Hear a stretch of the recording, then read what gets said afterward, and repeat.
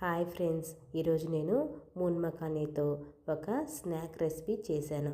అది ఎలా చేశానో మీరు కూడా చూసేయండి. ముందుగా గ్యాస్ ఆన్ చేసి సిమ్లో పెట్టుకొని ఒక కడాయి తీసుకొని దాంట్లో ఒక స్పూను గీ వేసుకున్నాను.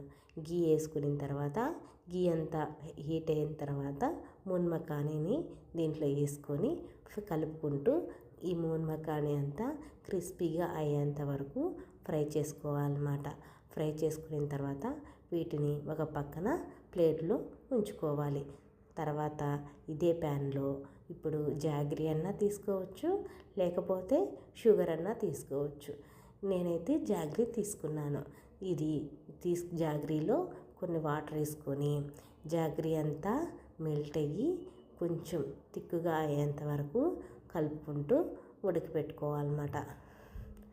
ఇలాగా తీగపాకం అంటారు కదా, తీగపాకం వచ్చేంత వరకు ఈ సిరప్ని కుక్ చేసుకోవాలి.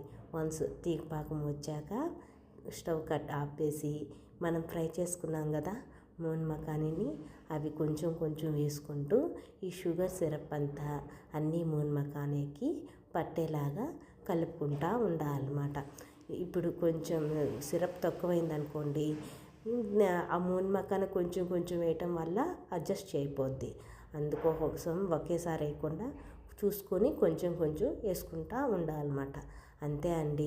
చల్లారిన తర్వాత ఒక డబ్బాలోకి తీసి పెట్టుకుంటే మూన్ మఖానా స్నాక్ రెడీ అయిపోద్ది. మీకు నచ్చితే షేర్ చేయండి, లైక్ చేయండి, సబ్స్క్రైబ్ చేసి కామెంట్ చేయండి. Bye friends.